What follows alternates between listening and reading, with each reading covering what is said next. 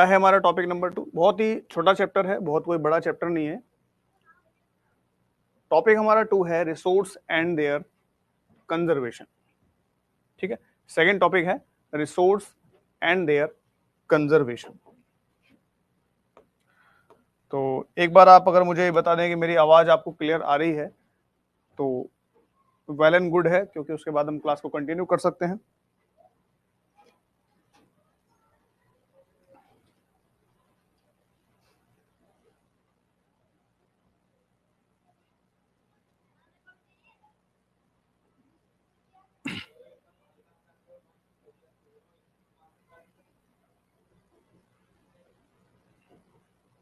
हाँ जी, बताएंगे एक बार बताएंगे बेटा कि आवाज जो है आपको क्लियर आ रही है या नहीं आ रही है। चलिए, सही आवाज, सही आवाज, सही। हाँ जी, तो शुरू करते हैं अपना सेकंड टॉपिक, यानी कि जिसका नाम है रिसोर्सेज एंड देयर कंजर्वेशन। क्या मतलब है इसका, क्या पढ़ना है इसमें हमको, उसको सबसे पहले देखते हैं। इसमें दो वर्ड है, एक तो रिसोर्स, दूसरा उनका कंजर्वेशन। तो इसी से मिलता जुलता एक टॉपिक जो है हमने पुराने वाले सिलेबस में भी पढ़ा था, जो 8th वाली ज्योग्राफी है उसमें रिसोर्स नाम का एक चैप्टर था भी। तो रिसोर्स मतलब क्या होता है? रिसोर्स वो चीजें होती हैं जिसको, जो हमारे डेली लाइफ में अगर हमें कोई भी अपनी नीड को फुलफिल करना है तो उसको फुलफिल करने के लिए जिस भी चीज की हमको जरूरत पड़ती है उसको रिसोर्स कहा जाता है। ठीक है, हिंदी में इसको कहा जाता है संसाधन। रिसोर्स मतलब होता है संसाधन, यानी कि कोई भी जरूरत को पूरा करने के लिए जो भी चीज हमको चाहिए होती है उसको रिसोर्स कहा जाता है। जैसे अगर हमें ट्रैवल करना है तो गाड़ी से जाने के लिए फ्यूल चाहिए, तो फ्यूल क्या है? एक तरह का रिसोर्स है। हमें अपना पेट भरने के लिए, शरीर में एनर्जी के लिए खाना चाहिए, तो खाना हमारे लिए रिसोर्स है। हमें अपनी प्यास बुझाने के लिए पानी चाहिए, तो पानी हमारे लिए रिसोर्स है। हमें सांस लेने के लिए हवा चाहिए, तो हवा हमारे लिए रिसोर्सेज है। तो हमारी जो भी जरूरत है उसको पूरा करने के लिए हमें जो भी चीजें चाहिए उसको रिसोर्स कहा जाता है। तो रिसोर्स क्या है ये तो मैंने आपको बता दिया। अब उसका कंजर्वेशन, कंजर्वेशन का मतलब होता है कि रिसोर्सेज को बचाना कैसे है, यानी उनको हमें सेव कैसे करना है,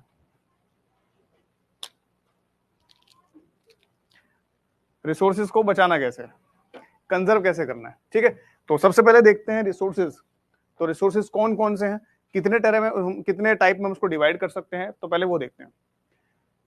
तो रिसोर्सेज इसेंशियल फॉर लाइफ, तो मैंने बहुत ही शॉर्ट में चीजों को लिखा है ताकि आपको पूरा का पूरा जो बड़ा चैप्टर है, जैसे कि अब ये चैप्टर आपको मिल जाएगा कम से कम 7-8 पेज में तो हो गई, और ज्यादा ही होगा, 10 पेज में हो सकता है। तो मैंने इस इतने बड़े एक बड़े चैप्टर को, 10 पेज के चैप्टर को, मैंने आपको केवल ये 4-5 स्लाइड है, बस इतनी स्लाइड है, इन्हीं में ही पूरा का पूरा चैप्टर जो है आपके लिए मैंने कंसाइज कर रखा है, उसका जिस्ट मैंने आपके लिए तैयार कर रखा है।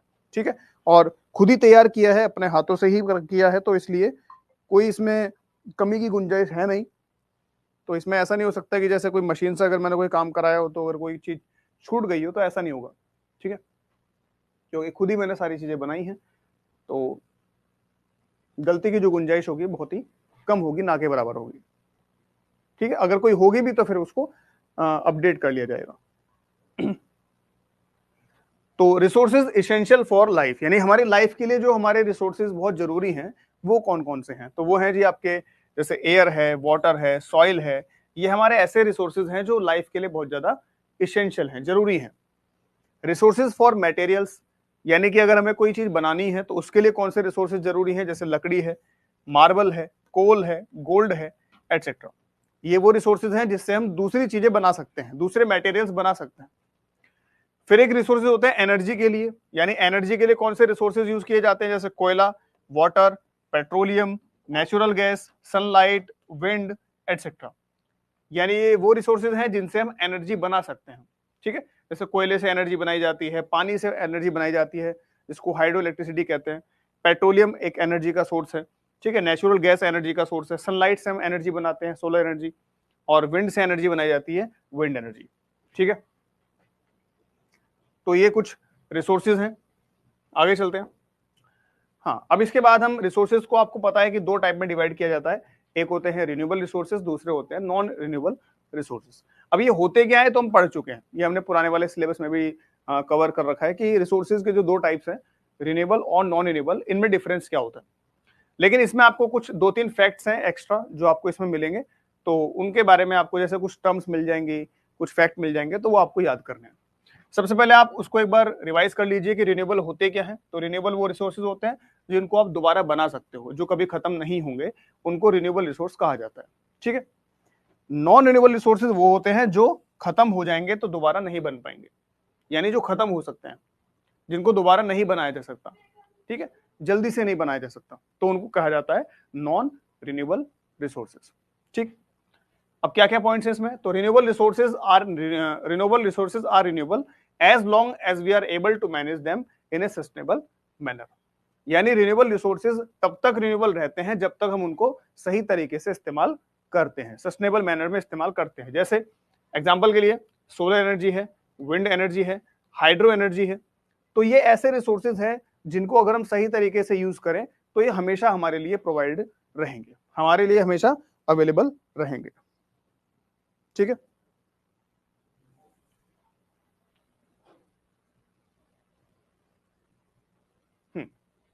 इसके बाद एक टर्म है अर्घ। ये इंग्लिश में जो लिखा हुआ है अर्घ्यम, ये आपको थोड़ा सा अजीब लग रहा होगा, लेकिन हिंदी में जब इसको लिखा जाता है तो इसको ऐसे लिखा जाएगा, अर्घ।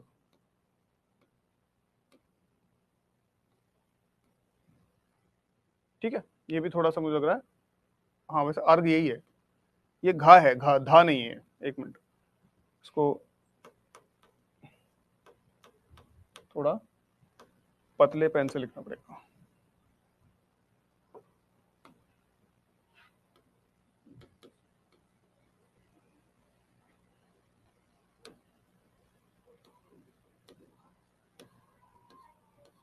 ये अर्घ। तो अर्घ जो है आपने अपने घर में भी सुना होगा ये वर्ड अर्घ। अर्घ का मतलब होता है जब हम सूरज देवता को, यानी सूर्य देव को जब हम ऐसा पानी अर्पण करते हैं, पानी चढ़ाते हैं, तो उसको अर्घ कहा जाता है। ठीक है। तो आप सूर्य को भी चढ़ा सकते हो, चंद्रमा को भी चढ़ा सकते हो। तो जब हम ऐसे सूर्य को या चंद्रमा को जब पानी ऐसे देते हैं, पानी अगर उसको चढ़ाते हैं ऐसे, तो उसको अर्घ कहा जाता है, अर्घ। तो अर्घ का मतलब क्या होता है? तो अर्घ का मतलब होता है offering generally of water as a mark of respect और ग्रेटिट्यूड। यानी कि जब हम किसी को ऐसे पानी ऑफर करते हैं, पानी देते हैं, जनरली पानी देते हैं एक रेस्पेक्ट में, एक ग्रेटिट्यूड में, एक सम्मान में, तो उसको अर्घ कहा जाता है। ठीक है। तो ये वर्ड आपको याद रखना है, आपकी डेली लाइफ में इस्तेमाल भी होता है, तो आपको पता ही होगा। When the natural process benefit humans, we call them ecosystem services। यानी कि जब इकोसिस्टम सर्विसेज, ये एक वर्ड आ रहा है आपके सामने, इकोसिस्टम सर्विसेज। इसका मतलब क्या होता है इकोसिस्टम सर्विसेज का? कि जब कुछ नेचुरल प्रोसेस इंसानों को, ह्यूमंस को बेनिफिट करती है, फायदा पहुंचाती है, तो उस प्रोसेस को हम कहते हैं इकोसिस्टम सर्विसेज। जैसे मान लीजिए वाटर साइकिल है, वाटर साइकिल से जो है हमें बारिश होती है, पानी मिलता है, तो हमारे इंसानों को क्या करती है? फायदा पहुंचाती है, और वो एक नेचुरल प्रोसेस है, तो उसको हम क्या कहेंगे? इकोसिस्टम सर्विसेज कहेंगे। ठीक है। यानी कोई भी नेचुरल प्रोसेस जो इंसानों को बेनिफिट करती है, उसको क्या कहा जाता है? उसको इकोसिस्टम सर्विस कहा जाता है। ठीक है। तो एक वर्ड आपको ये याद रखना है, इकोसिस्टम सर्विस का मतलब क्या होता है, अर्घ का मतलब क्या होता है। अगला पॉइंट क्या है? A mature tree produces about 275 litres of oxygen per day. एक मैच्योर पेड़, यानी कि एक मैच्योर पेड़ यानी एक जो बड़ा पेड़ होता है, वो लगभग एक दिन में 275 लीटर ऑफ ऑक्सीजन जो है प्रोड्यूस करता है। एक मैच्योर पेड़ एक दिन में 275 लीटर्स ऑफ ऑक्सीजन जो है प्रोड्यूस करता है। ठीक है। यानी इतना ऑक्सीजन वो रिलीज करता है, छोड़ता है। वहीं एक इंसान, a human being needs about 350 litres of oxygen every day. और एक इंसान को दिन में कितनी ऑक्सीजन चाहिए होती है? तो 350 litre of oxygen every day चाहिए होती है। अब इसमें डेटा में आप बिल्कुल भी डाउट मत करना कि भाई ये 275 ही क्यों याद करना है हमको, ये 350 ही क्यों याद करना है। ये ही याद करना पड़ेगा क्योंकि ये एनसीईआरटी में गिवन है, सीधी सी बात है।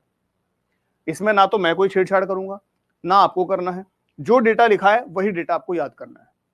आपसे डायरेक्ट यही पूछा जाएगा कि एक दिन में इंसान को लगभग कितने लीटर ऑक्सीजन की जरूरत पड़ती है, तो आप 350 ही बताओगे। आपने इंटरनेट पे कुछ पढ़ा हो, आपने किसी और किताब में कुछ पढ़ा हो, उससे कोई फर्क नहीं पड़ता। जो आप जिस एग्जाम की तैयारी कर रहे हो, जो आप एग्जाम दे रहे हो, उसके लिए एनसीईआरटी एक रेफरेंस है। तो एनसीईआरटी में जो डेटा दिया है आपको वही मानना पड़ेगा। आपको बिना डाउट करे, बिना उस पर कोई भी दिमाग लगाए, आपको एज इट इज वही याद करना है जो एनसीईआरटी में दिया है। ठीक है। आगे चलते हैं। तो एक मैच्योर पेड़ जो है कितना ऑक्सीजन छोड़ता है, तो 275 लीटर पर डे, और एक इंसान को कितना ऑक्सीजन चाहिए होता है, तो 350 लीटर पर डे। आगे चलते हैं, अब बढ़ते हैं नॉन रिन्यूएबल रिसोर्सेज पर। तो नॉन रिन्यूएबल रिसोर्सेज क्या होते हैं? जो खत्म हो सकते हैं, जैसे फॉसिल फ्यूल्स हैं, जैसे मिनरल्स हैं, जैसे मेटल्स हैं, ठीक है, ये खत्म हो सकते हैं और एक बार खत्म हो गए तो दोबारा बनने में इनको लाखों साल लग जाएंगे, इसलिए इनको नॉन रिन्यूएबल रिसोर्सेज कहा जाता है। आगे बढ़ते हैं, अगली हेडिंग है distribution of natural resources and it's implications, यानी कि नेचुरल रिसोर्सेज का डिस्ट्रीब्यूशन कैसे है, यानी वे कैसे पूरे वर्ल्ड में बटे हुए हैं, पूरे वर्ल्ड में इनका रिसोर्सेज का डिस्ट्रीब्यूशन कैसे है, बंटवारा कैसे है, ठीक है। तो many wars have been fought and continue to be fought to gain control over natural resources. पूरे वर्ल्ड में ऐसी बहुत सी लड़ाइयां हुई हैं, ऐसे बहुत से युद्ध हुए हैं, किसको लेकर के? नेचुरल रिसोर्सेज को लेकर के। यानी मान लीजिए जैसे किसी को पता चल गया कि भाई वहां पे ये नेचुरल रिसोर्स है, तो वहां पे कुछ लोग चले गए उसको इकट्ठा, उसको कलेक्ट करने के लिए, उसको हड़पने के लिए, और वहां पे क्या हो गया? युद्ध हो गया। जैसे इराक में पता चला कि वहां पेट्रोलियम है, तो अमेरिका वहां पहुंच गया, रशिया वहां पहुंच गया, तो उनके बीच में युद्ध हो रहा है। अफगानिस्तान में अमेरिका और रशिया दोनों पहुंच गए, वहां पे उनके बीच में लड़ाई हो रही है। तो हमारे पूरे वर्ल्ड हिस्ट्री में ऐसी बहुत सी लड़ाइयां हुई हैं, ऐसे बहुत से युद्ध हुए हैं, किसको लेकर के? नेचुरल रिसोर्सेज को लेकर के। जिसका एक कारण रहा है नेचुरल रिसोर्सेज, कि उसके ऊपर कंट्रोल करा जाए। Industries located near natural resources create employment opportunities for the local people. कई बार जहां पे नेचुरल रिसोर्सेज पाए जाते हैं, तो वहां पे इंडस्ट्रीज जो है वो सेटअप करी जाती हैं, और उन इंडस्ट्रीज से वहां के लोगों को जो है एम्प्लॉयमेंट मिलती है, वहां के लोगों को रोजगार मिलता है, ठीक है। तो इंडस्ट्री जो है कई बार ऐसी जगह पर सेटअप करी जाती है जहां पे नेचुरल रिसोर्सेज पाए जाते हैं। जैसे मान लीजिए झारखंड में कोयला पाया गया, स्टील पाया गया, ठीक है, तो वहां पे जो है जमशेदजी ने जाकर के टाटा स्टील फैक्ट्री लगा दी, तो वहां के लोगों को क्या मिल गया? रोजगार मिल गया। तो ऐसे ही इंडस्ट्रीज जो है वहां के लोगों को क्या देती हैं? रोजगार देती हैं। उसके अलावा जैसे शेयरिंग ऑफ कावेरी रिवर, एक नदी है कावेरी रिवर, साउथ इंडिया में है, जिसको गंगा ऑफ साउथ इंडिया भी कहा जाता है। तो sharing of Kaveri river water among Karnataka, Tamil Nadu, Kerala and Puducherry, यानी ये 4 टेरिटरी हैं, जिसमें से 3 राज्य हैं, एक कर्नाटक, तमिलनाडु और केरल, और एक यूटी है पुडुचेरी। इन चारों के बीच में हमेशा इस बात को लेकर के विवाद रहता है, इस बात को लेकर के एक झगड़ा रहता है, लड़ाई रहती है कि कावेरी नदी का पानी किसको कितना मिलेगा। जैसे भारत और पाकिस्तान के बीच में एक ट्रीटी थी, इंडस वाटर ट्रीटी, जो अभी तो फिलहाल एम्बियंस में डाल रखी है, ठीक है, एबियंस में डाल रखी है, यानी उसको भी सस्पेंड कर रखा है ट्रीटी को, उसको अभी नहीं फॉलो किया जा रहा है, ठीक है, उसमें कुछ चेंजेस करे जाएंगे, वापस से उसको इंप्लीमेंट करा जाएगा, लेकिन अभी फिलहाल के लिए वो सस्पेंडेड है। तो ऐसे ही इन चारों टेरिटरी के बीच में, कर्नाटक, तमिलनाडु, केरल और पुडुचेरी के बीच में कावेरी नदी के पानी को लेकर के हमेशा लड़ाई रहती है, डिस्प्यूट रहता है, ठीक है। कर्नाटक कहता है कि मैं ज्यादा पानी यूज करूंगा, तमिलनाडु कहता है मैं ज्यादा पानी यूज करूंगा, इसको लेकर के हमेशा इनमें लड़ाई रहती है, ठीक है। तो इसको याद रखना आप, कावेरी नदी को लेकर के किस किस के बीच में डिस्प्यूट रहता है? तो कर्नाटक, तमिलनाडु, केरल और पुडुचेरी के बीच में, ठीक है। आगे बात करते हैं द नेचुरल रिसोर्स कर्स। ये क्या होता है? नेचुरल रिसोर्स कर्स, इसका क्या मतलब है? द नेचुरल रिसोर्स कर्स, देखो इसका मतलब यह है कि कई बार हमें वर्ल्ड में ऐसी जगह देखने को मिलती है, कई बार हमें पूरे वर्ल्ड में ऐसी जगह देखने को मिलती है जहां पे नेचुरल रिसोर्स तो पाए जाते हैं, लेकिन वहां पे उतना डेवलपमेंट नहीं पाया जाता, ठीक है, कि नेचुरल रिसोर्स हैं लेकिन वहां पे डेवलपमेंट नहीं है, वहां के लोग इतने डेवलप नहीं हो पाए हैं, वहां पे इतना लोगों को बेनिफिट नहीं हो पाया है नेचुरल रिसोर्स का जितना होना चाहिए था। जैसे एग्जांपल के लिए लेते हैं, अगर हम भारत की बात करें, तो भारत में सबसे ज्यादा डेवलप्ड जो इलाके हैं वो आपको कहां मिलेंगे? सबसे ज्यादा डेवलप भारत में महाराष्ट्र में आपको, जैसे मुंबई है, या एनसीआर में दिल्ली है, नोएडा है, गुड़गांव है, ठीक है, बेंगलोर है साउथ में, तो ऐसे आपको अलग अलग जगह मिलेंगे जो बहुत ज्यादा डेवलप्ड है। लेकिन अगर मैं आपसे ये कहूं कि भारत में सबसे ज्यादा रिसोर्सेज कहां पाए जाते हैं, तो भारत में सबसे ज्यादा रिसोर्सेज पाए जाते हैं छोटा नागपुर प्लेटू में, और छोटा नागपुर प्लेटू के आसपास कौन से स्टेट्स आते हैं? तो बिहार, झारखंड, उड़ीसा, ठीक है, वेस्ट बंगाल, ये सारे स्टेट्स आते हैं। क्या ये स्टेट्स भारत के महाराष्ट्र, कर्नाटक, इन स्टेट्स के मुकाबले ज्यादा डेवलप्ड हैं? तो नहीं। यानी जहां पे रिसोर्सेज पाए जा रहे हैं वो इलाके उतने डेवलप नहीं है कंपेरेटिवली उनके जहां पे रिसोर्सेज कम पाए जाते हैं।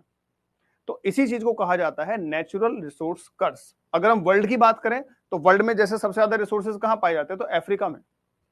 लेकिन क्या अफ्रीका डेवलप्ड है? क्या अफ्रीका यूरोप जितना डेवलप्ड है? नहीं। ठीक है, क्या अफ्रीका नॉर्थ अमेरिका जितना डेवलप्ड है? नहीं। जबकि अफ्रीका में सबसे ज्यादा रिसोर्सेज पाए जाते हैं, बट उसके बाद भी वो उतना डेवलप नहीं है। तो इसलिए इसको कहा जाता है नेचुरल रिसोर्स कर्स। कर्स को हिंदी में कहा जाता है अभिशाप। कर्स को हिंदी में अभिशाप कहा जाता है। जैसे आप किसी को श्राप दे देते हो, किसी को श्राप दे देना उसको कर्स कहा जाता है, कर्स।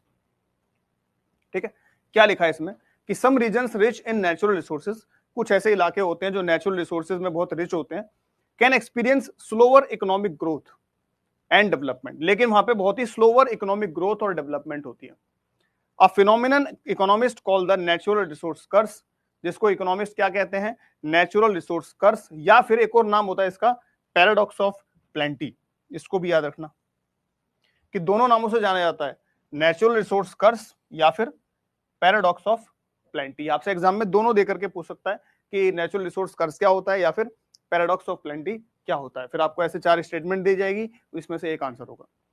ठीक है, तो दोनों नामों से जाना जाता है, पैराडॉक्स ऑफ प्लेंटी या फिर नेचुरल रिसोर्स कर्स।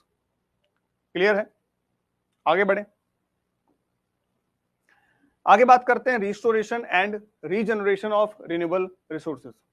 यानी कि रिन्यूएबल रिसोर्सेज को रिस्टोर कैसे करना है और रीजनरेट कैसे करना है, बनाना कैसे हमको। ठीक है, उसके बारे में कुछ पॉइंट्स हैं। जैसे सबसे पहले बात करते हैं बायोडायवर्सिटी लॉस। ये क्या होता है बायोडायवर्सिटी लॉस?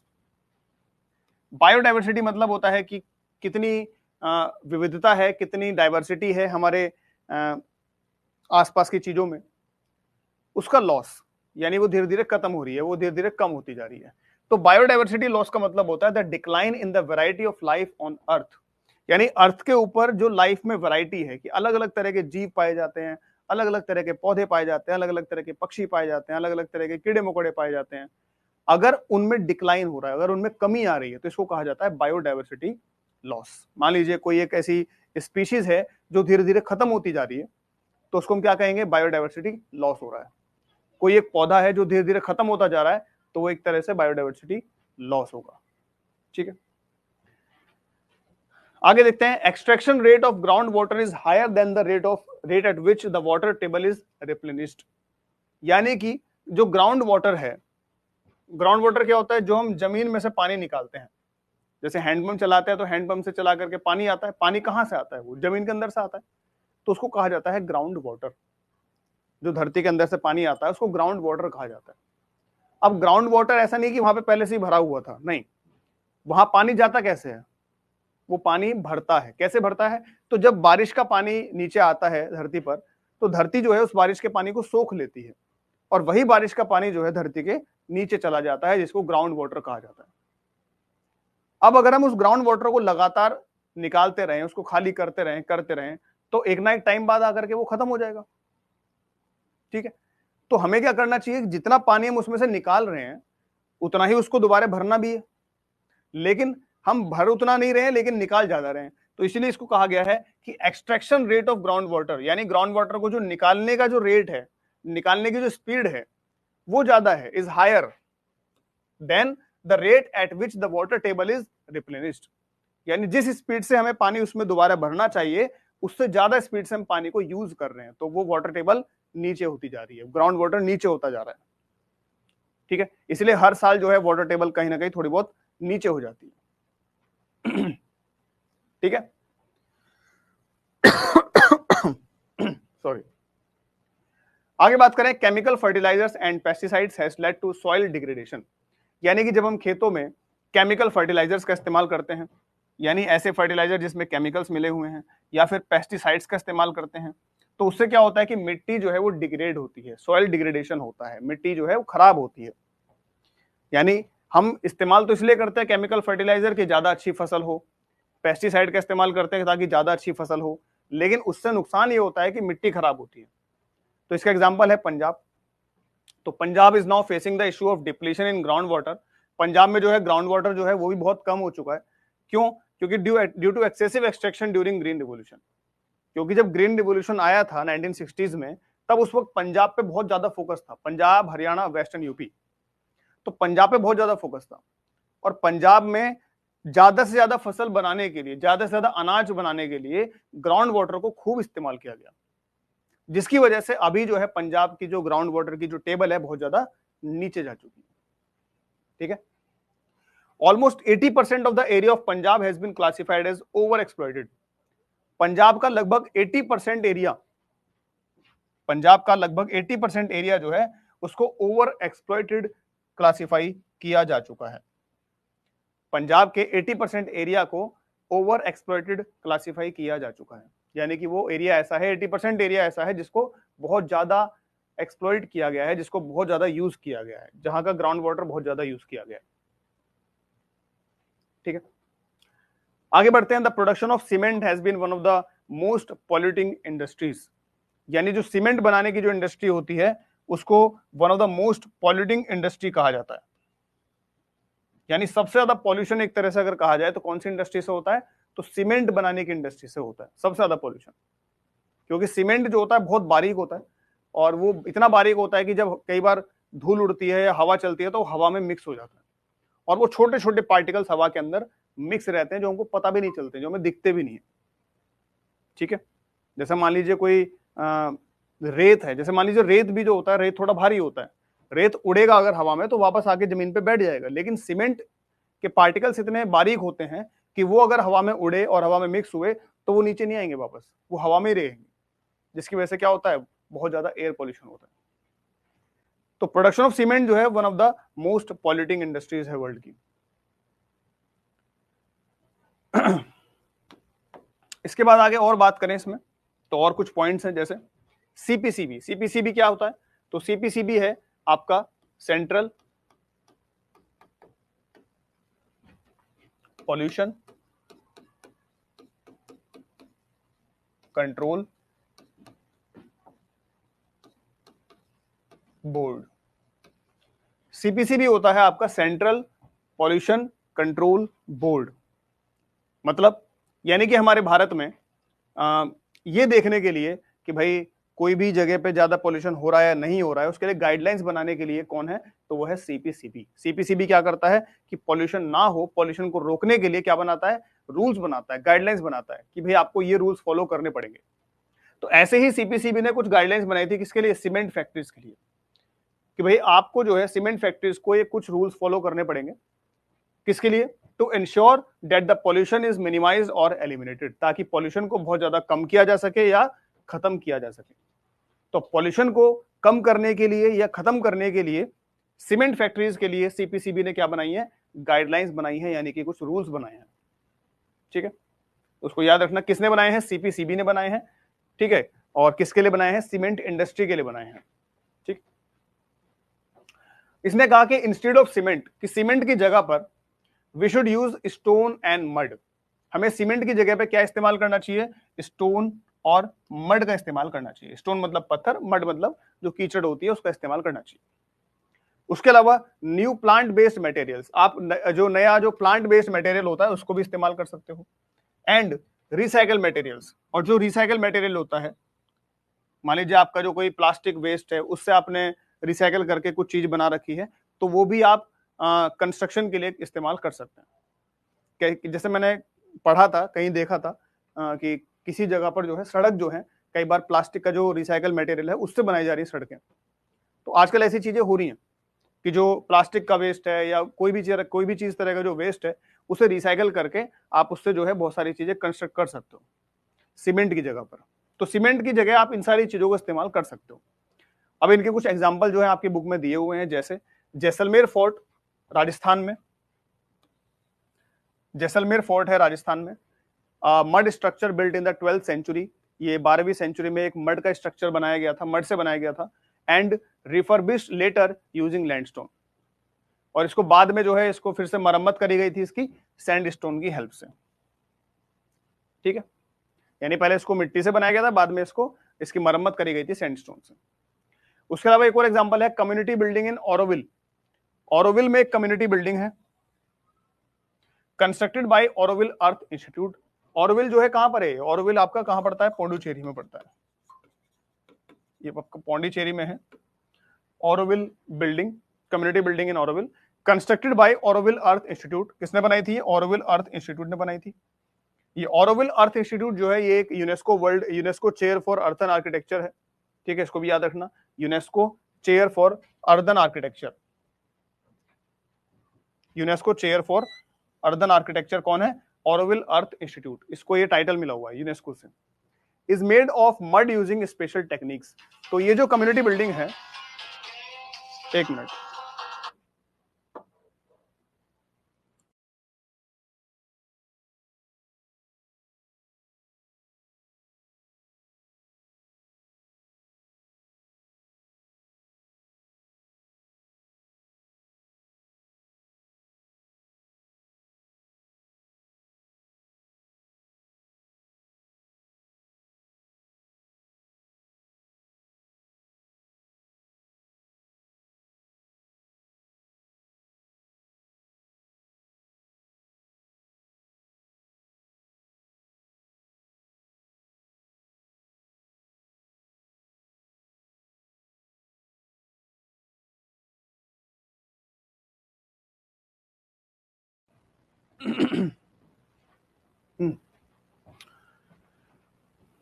तो ये जो कम्युनिटी बिल्डिंग है ऑरोविल में, जो कि किसने बनाई है? ऑरोविल अर्थ इंस्टीट्यूट ने बनाई है।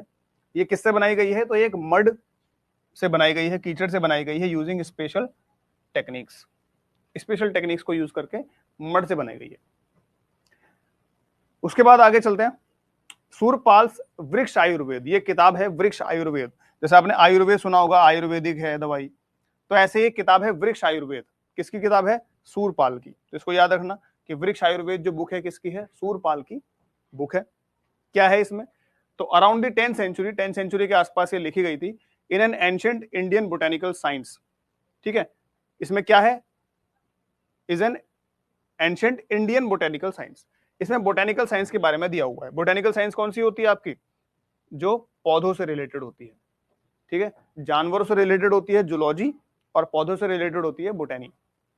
तो ये जो किताब है वृक्ष आयुर्वेद सूरपाल की, ये किसके बारे में है? तो ये बोटेनिकल साइंस के बारे में है, ठीक है। That focuses on the study and care of plants and trees.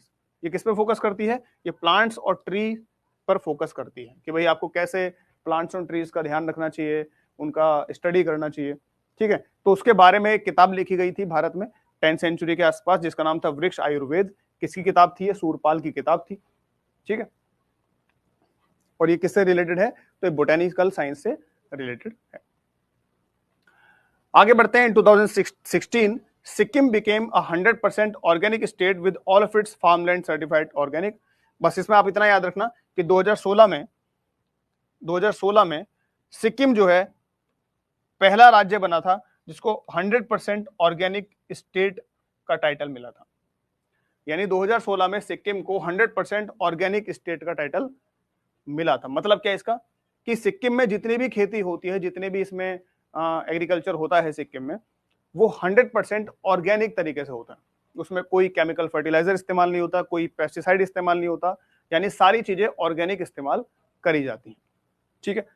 उससे क्या हुआ कि वहां के जो किसान थे उनकी इनकम जो है 20% तक इंक्रीज हो गई, बढ़ गई, और वहां पे टूरिज्म इंक्रीज हुआ। यानी कि लोग वहां पे टूरिज्म के लिए एक तरह से देखने जाते थे कि भाई ऐसा कौन सा राज्य है जहाँ पे 100% जो है खेती कैसे हो रही है? ऑर्गेनिक तरीके से हो रही है।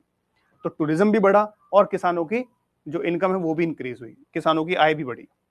कितनी? तो 20%, ठीक है। इसके बाद लास्ट हेडिंग है responsible and judicious use of resources. तो हमें भाई रिसोर्सेज को सही तरीके से इस्तेमाल करना चाहिए, रिस्पॉन्सिबल तरीके से यूज करना चाहिए, ठीक है, उसके बारे में। तो we need to make the switch to renewable resources of energy. हमें जो है धीरे धीरे रिन्यूएबल सोर्सेज ऑफ एनर्जी की तरफ स्विच करना चाहिए। हमें ज्यादा इन पे फोकस करना चाहिए बजाय नॉन रिन्यूएबल रिसोर्सेज के। हमें ज्यादा क्या इस्तेमाल करना चाहिए? रिन्यूएबल रिसोर्सेज, ठीक है। जैसे इंडिया ने और फ्रांस ने मिलकर के, भारत और फ्रांस ने मिलकर के एक ऑर्गेनाइजेशन बनाया था, इंटरनेशनल ऑर्गेनाइजेशन, जिसका नाम था international alliance for solar energy. Bharat और फ्रांस ने मिलकर के एक इंटरनेशनल अलायंस बनाया था जिसका नाम है international alliance for solar energy. इसको शॉर्ट में हम IASE भी कह सकते हैं। कब बनाया गया था? 2015 में। 2015 में इसको बनाया गया था, जिसका हेडक्वार्टर है गुड़गांव या गुरुग्राम। तो ये बहुत इंपॉर्टेंट है कि वर्ल्ड का ऐसा पहला इंटरनेशनल ऑर्गेनाइजेशन है जिसका हेडक्वार्टर इंडिया में है। बाकी ऐसा कोई वर्ल्ड का इंटरनेशनल ऑर्गेनाइजेशन नहीं है जिसका हेडक्वार्टर इंडिया में आपको मिलेगा। तो वर्ल्ड का पहला ऐसा इंटरनेशनल ऑर्गेनाइजेशन है जिसका हेडक्वार्टर भारत में है। कहां पे? गुड़गांव में। तो भारत और फ्रांस ने मिलकर के बनाया था international alliance for solar energy, यानी कि पूरे वर्ल्ड में जो जो देश ऐसे हैं जहां पे सूरज की रोशनी बहुत ज्यादा आती है और वो सोलर एनर्जी बना सकते हैं, तो उनके लिए पूरा का पूरा एक ग्रुप बनाया गया। ठीक है, तो इसमें बहुत सारे देशों ने बाद में इसमें पार्टिसिपेट भी किया, इसमें बहुत सारे लोग मेंबर बने। ठीक है, तो ये किस लिए बनाया गया? तो सोलर एनर्जी के लिए बनाया गया कि हमें सोलर एनर्जी पे फोकस करना चाहिए। तो भारत ने इसके बाद बहुत सारे सोलर पार्क बनाए, बहुत सारे सोलर एनर्जी के लिए स्टेशंस बनाए, जिसमें से एक है भाडला सोलर पार्क। तो Bhadla solar park one of the largest solar parks in the world, world के सबसे बड़े सोलर पार्क्स में से एक है। कहां पर है? तो राजस्थान में है। आपसे इसकी लोकेशन एग्जाम में पूछी जाएगी कि भाडला सोलर पार्क कहां पर है, तो राजस्थान में है। और ये इतना इंपॉर्टेंट है कि it can generate enough electricity to power about 15% of the current needs of Rajasthan.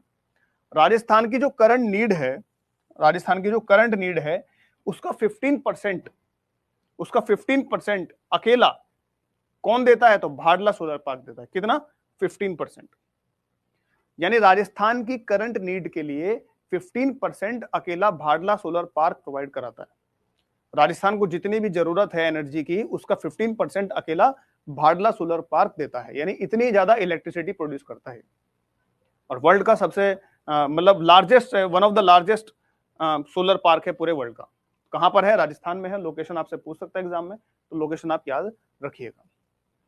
और सबसे लास्ट में भगवत गीता जो है वो कुछ कहती है इस बारे में। तो भगवत गीता रेफर्स टू लोक संग्रह। भगवत गीता एक कंसेप्ट देती है लोक संग्रह का।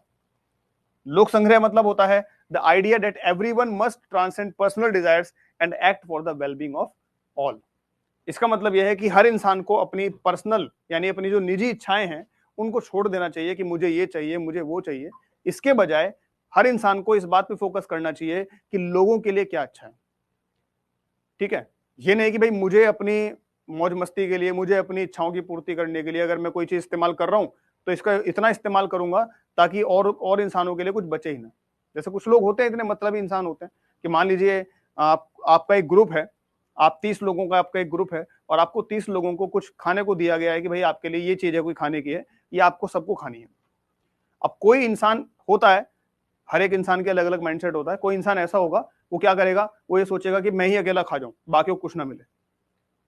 तो ऐसा इंसान बनने की जगह में हमें ऐसा इंसान बनना चाहिए जो अपनी इच्छाओं को ज्यादा फोर्स ना करते हुए, अपनी इच्छाओं पे कंट्रोल करते हुए इस बात पे फोकस करे कि भाई इसमें से सबको थोड़ा थोड़ा मिलना चाहिए। तो जो सबके लिए सोचे, अपनी इच्छाओं के बारे में ना सोचे, उसको कहा जाता है लोक संग्रह। तो ये भगवत गीता बोलती है कि आपको ऐसा इंसान बनना चाहिए। तो यही चीज हमें रिसोर्सेज में भी फॉलो करनी चाहिए। ये नहीं कि भाई हम अपने निजी जरूरतों के लिए, अपनी पर्सनल इच्छाओं के लिए जो है सारे रिसोर्सेज को हम ही इस्तेमाल कर लें, आने वाली जनरेशन के पास कुछ बचे ही ना और बाकी लोगों के पास कुछ बचे ही ना। तो ऐसा बनने की बजाय हमें ऐसा बनना चाहिए कि हम खुद भी बहुत ही कम से कम इस्तेमाल करें और बाकी जो लोग हैं उनके लिए भी चीजों को छोड़ दें कि वो भी इस्तेमाल कर सकें या आने वाली जनरेशन इस्तेमाल कर सकें। तो ऐसा बनना चाहिए। ठीक है, तो ये है आपका टॉपिक 2 जिसमें हमने रिसोर्सेज और उनके कंजर्वेशन के बारे में डिस्कस किया। इसको एक बार रिवाइज कर लेते हैं क्योंकि इसमें बहुत सारे फैक्ट्स थे बीच में, तो उनको एक बार दोबारा देख लेते हैं और ये हमारा आज का जो टॉपिक है वो कवर हो गया। ठीक है, जैसे इसमें कुछ पॉइंट्स थे उनको एक बार देख लेते हैं। जैसे अर्घ मतलब होता है कि पानी ऑफर करना रेस्पेक्ट में, ग्रेटिट्यूड में। और इकोसिस्टम सर्विस मतलब होता है कि अगर कोई नेचुरल प्रोसेस है जो इंसानों को बेनिफिट करती है तो उसको इकोसिस्टम सर्विस कहा जाता है। और एक मैच्योर पेड़ जो होता है वो 275 लीटर ऑक्सीजन प्रोवाइड कराता है पर डे, और एक इंसान जो होता है उसको 350 लीटर ऑक्सीजन पर डे चाहिए होती है। ठीक है, और कुछ पॉइंट जैसे कावेरी नदी को लेकर के कर्नाटक, तमिलनाडु, केरल और पुडुचेरी में हमेशा एक डिस्प्यूट रहता है। पैराडॉक्स ऑफ प्लेंटी का मतलब होता है कि अगर कोई ऐसी जगह है जहाँ पे रिसोर्सेज बहुत ज्यादा है लेकिन वो उतना डेवलपमेंट नहीं वहां पे हो पा रहा है तो उसको पैराडॉक्स ऑफ प्लेंटी कहा जाता है। हाँ जी, बिल्कुल सस्टेनेबल डेवलपमेंट की तरह ही उसको यूज करना चाहिए। तो ये बात भगवत गीता भी कहती है, लोक संग्रह वाले कंसेप्ट में भगवत गीता भी कहती है। ठीक है, उसके बाद बायोडाइवर्सिटी लॉस मतलब बायोडाइवर्सिटी का लॉस हो रहा है और पानी का जो है हमें उतना ही इस्तेमाल करना चाहिए जितना हम उसको रिप्लेनिश कर रहे हैं लगातार। पंजाब में जो है गोल्डन क्या बोलते हैं, पंजाब में ग्रीन रिवोल्यूशन की वजह से बहुत ज़्यादा ग्राउंड वाटर का डिप्लीशन हुआ है। और आगे चलते हैं, सीमेंट की इंडस्ट्री जो है one of the polluting industry है वर्ल्ड में। सीपीसीबी ने उसके लिए गाइडलाइंस बनाई है, ठीक है। उसके बजाय हमको सीमेंट की जगह हमको बहुत सारी अलग अलग चीज़ों का इस्तेमाल करना चाहिए कंस्ट्रक्शन में, मैन्युफैक्चरिंग में। उसके एग्जाम्पल है जैसे जैसलमेर फोर्ट है, कम्युनिटी बिल्डिंग इन ओरोविल है, सूरपाल की किताब है वृक्षायुर्वेद जो कि आपकी बोटेनिकल साइंस से रिलेटेड है। 2016 में सिक्किम को 100% ऑर्गेनिक स्टेट का टाइटल मिला, ठीक है। इंडिया और फ्रांस ने मिलकर के इंटरनेशनल सोलर अलायंस बनाया 2015 में, जिसका हेडक्वार्टर आपको कहाँ मिलेगा, गुड़गांव में मिलेगा। उसके अलावा भाडला सोलर पार्क जो है वो कहाँ पर है, आपका राजस्थान में है, जो कि one of the largest solar park है पूरे वर्ल्ड में। और ये राजस्थान की करंट नीड की 15% जो एनर्जी है वो प्रोवाइड कराता है। भगवत गीता जो है कंसेप्ट देती है लोक संग्रह का, जिसमें ये कहती है कि भाई इंसान को अपनी इच्छाओं की पूर्ति करने की जगह पर अपनी इच्छाओं पे कंट्रोल करके समाज के कल्याण के बारे में सोचना चाहिए, लोगों के कल्याण के बारे में सोचना चाहिए। तो ये है हमारा आज टॉपिक 2। इसके बाद हम डिस्कस करेंगे आपका टॉपिक नंबर 3, ठीक है। और वो हम नेक्स्ट क्लास में ही करेंगे। तो इस क्लास में आज इतना ही रखते हैं, टॉपिक नंबर 2 आपका फिनिश है। तो अगली क्लास में मिलेंगे, तब तक के लिए आप लोग इसको रिवाइज करिए, ठीक है। चीज़ों को दोबारा पढ़िए और लगातार जो हम पीछे पढ़ते जा रहे हैं, जैसे टॉपिक 1 हमने पढ़ा था उसको एक बार दोबारा रिवाइज कीजिए, इसको एक बार दोबारा रिवाइज कीजिए, ठीक है। और अगर आप कर सकें तो आने वाले जो टॉपिक्स हैं उनको आप एनसीईआरटी से पहले भी पढ़ सकते हैं और मेरे पढ़ाने से पहले ही पढ़ सकते हैं, ताकि आपको चीज़ें और ज़्यादा समझ में आए। और अगर साथ में आपने बुक खोल रखी है तो वो और अच्छी बात है, क्योंकि उसमें बहुत सारे आपको फोटोज, बहुत सारे आपको मैप्स, बहुत सारे आपको चार्ट्स वो आपको देखने को मिलेंगे, तो आपकी पढ़ाई में हेल्प करेंगे, आपकी अंडरस्टैंडिंग में हेल्प करेंगे, ठीक है। तो नेक्स्ट क्लास में मिलते हैं टॉपिक नंबर 3 के साथ। तब तक के लिए आप लोग पढ़ते रहें, मस्त रहें। गुड बाय, टेक केयर, जय हिंद।